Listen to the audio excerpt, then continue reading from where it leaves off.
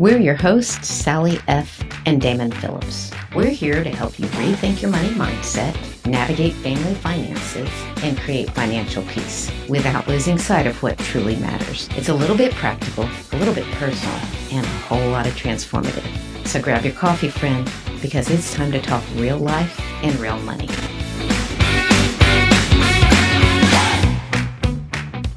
Back for another week, Sally. Hi, it's good to see you again. Good to see you. Today we're going to be sharing some no-fluff advice from a former financial advisor, including a saying that might just change the way you spend your money. Former financial advisor. I'm going to start off with a story. I had a friend of mine that went to school with, and he had a black belt, and he's like, I'm going to take this class. And he went down and he had his belt, and they're like, yeah, we don't recognize that. You need to put a white belt on. He was like, no problem. And he did. And he came back and he told me the story, and I'm like, man, weren't you mad or frustrated? He goes, why?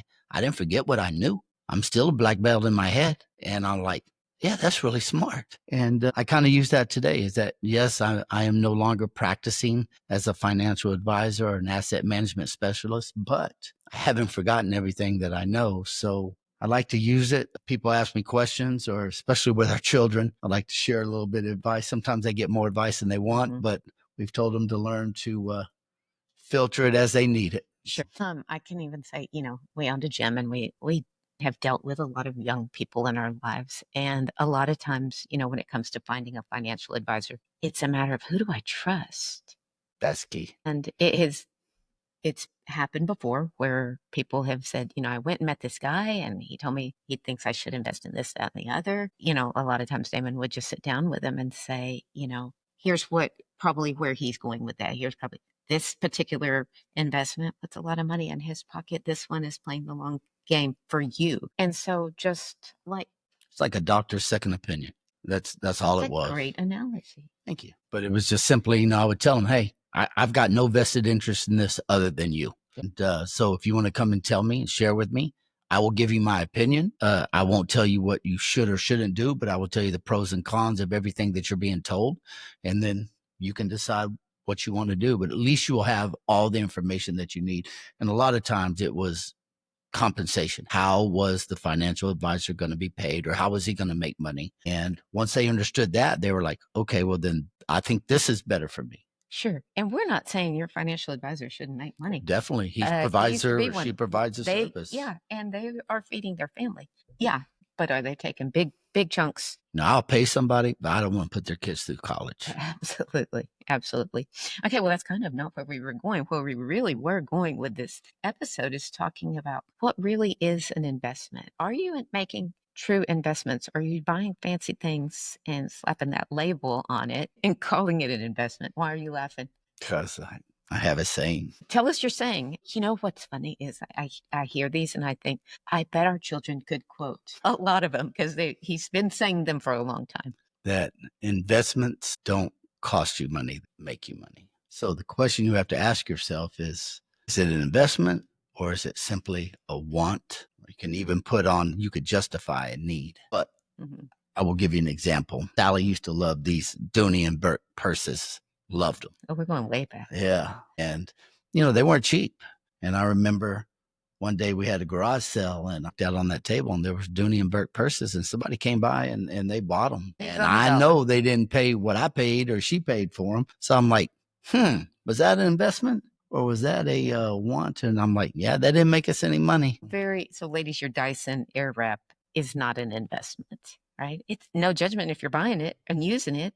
But why does it matter? Why do our words matter? We label things that are just fancy wants investments. Because in my opinion, it's not getting you closer to your goal of financial freedom. And that term can be defined however you want. And our family is defined by having money to make choices to do the things that we want to do when we want to do them. So, you have to decide, okay, is this going to help me get to my goal of what I want to do or what I've ever defined, or is it not? So, can you think, I guess I'm thinking of work trips. Have you ever been on a work trip and you're taking a work trip in the name of it's a work expense. It's an investment. I'm going to gain something from it, but does that gain transition itself into what? Dollars in your pocket? Yeah.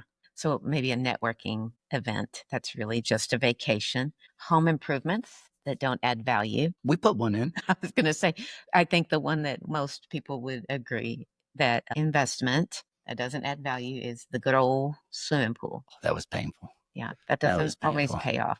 I've That's probably spent the worst, one of the worst things that we ever did. It may be. It may be. I've worked in real estate briefly, and yeah, probably not going to get your money back on it. Great idea. It's a fabulous idea.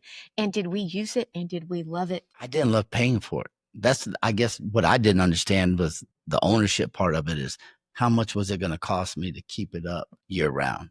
That's the part that I didn't love and wasn't fun. So What about self-care? Self-care that we call investments. I think you defined it. I think it's self-care. Now, if you want to take some of your money and say, I'm going to use this for my self-care, for whatever it is, I'm all for it. But don't label it what it isn't. Yeah, I do think I hear people say, I invested in myself, right? And it is putting some money into your self-care, into your well-being. I mean, as a life coach, I feel like it's very common for people to say, I'm investing in myself by coming to see you. Maybe that's a different meaning of the word investment. So, when you say investments make you money, can we guarantee that where we're putting our money is always going to make us money? We've lost some money. Sure. Sure. So the market, there's no guarantee. So what I would say is if you put money into the market versus putting it into a purchase of something, are you more likely to get your money back in 5 or 10 years from the market or from that item that you purchased? Yeah. And I don't see that you get the value back. Sure. And even us saying that, I think shows we are happily invested in the stock market. We have done real estate, found out that just didn't suit our personalities. Yet we know people who invest in real estate and love it. There's no one way to make money. So again, it goes back to what we've said in the past episodes as far as like debt. You have to find a way that works for you and your family. And there's no right or wrong way or one perfect way. It's just what are you willing to do or what can you do where you feel comfortable and you're moving towards your goals. Sure. So again, let's talk about the clarity of calling things what they are. Like you said, if I want this, I want it, I'm buying it. I need this, I'm buying it. Calling it investment when it's not, I don't think it's going to put you on the path to your goals. Again, label it for what it is, accept it. And if you're willing to spend that money to get what you want, then by all means, do it. Okay. And then let's talk a little bit about I guess I always think of investing. What would you say? Give me 2 things you would love to see people, especially if they're young or new to investing. So I would always ask people nowadays, my dad used to say, you gotta find a job with a retirement. Teachers in Texas, we have the teacher retirement service and system that we use, but not everybody has that, but they have 401ks. So the first thing I would always ask people is, do you have a 401k? And if so, does the company offer you a match? And sometimes they knew, sometimes they didn't, but I would tell them, well, let's use this as an example. Let's say that the company will match you dollar for dollar the first 5% that you put in. I would tell them that's 100% return. Is that you put in $5, they put in $5, you got $10. You're not going to find 100% return anywhere. And money. It is free money. There's always caveats to when can you pull that money out. Oh, and there's rules for that, 59.5. And we don't have time to go into all of that. But the bottom line is that if you're not taking advantage of the match, then you're giving away free money. And then the second thing I would ask them is this, after you've done, so all of that is done pre-tax. So if you make $5,400 a month and they are going to match you up to 5%, then you put in 5% and then that takes your 5,400 down. Your adjustable gross income and what you're taxed on is less. So that's one thing. So it's pre-tax money. Then the second thing I would ask them is it's after you have paid everything off, and do you have any disposable income at the end of the month? And if the answer is yes, I will tell them you've already paid tax on that money. Have you ever considered funding yourself a Roth IRA? And what we would tell them is it's kind of like your IRA. You put the money in, but you've already paid the tax on it. And that money is going to grow tax-free for you for as long as you keep it in that account. And then there are some rules as far as when you can pull the money out. And I would tell everybody, look, if you put in $50,000 and it grew to 70,000, you have the ability to pull $50,000 out without paying a penalty, simply because that's the money you put in. But as soon as you start pulling out any money that money made, then the government has a problem with that, unless you're 59 and a half. So they would not only tax you, but they would charge you a penalty. They would for pulling that out. So in both situations, that's a long game. That's a long game. You're putting that money away with the intention. You're thinking that's retirement money. This is not a savings plan. This is not a backup. This is a long game investment. I like that. You like long game? Yeah.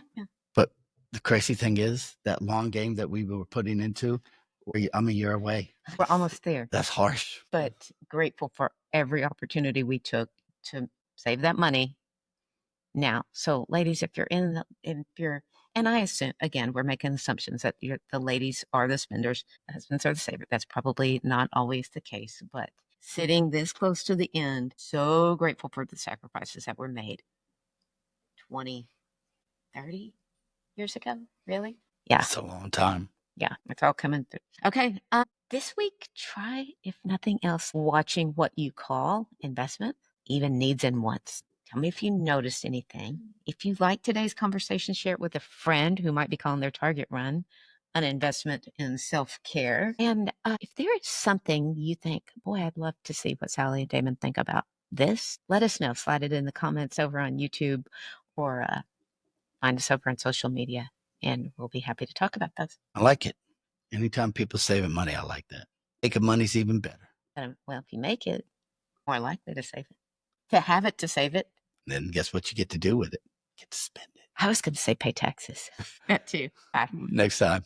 Thanks so much for spending time with us today. If you know somebody who would benefit from this episode, we would love it if you shared it with them. And if you're listening on the Apple Podcast app, we'd love a 5-star rating and a review.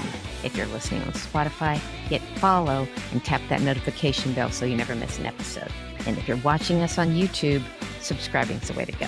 If you're ready to take control of your money and your mindset, I offer one-on-one coaching to help you thrive financially and personally. We'll see you soon for another Real Life Money Talk.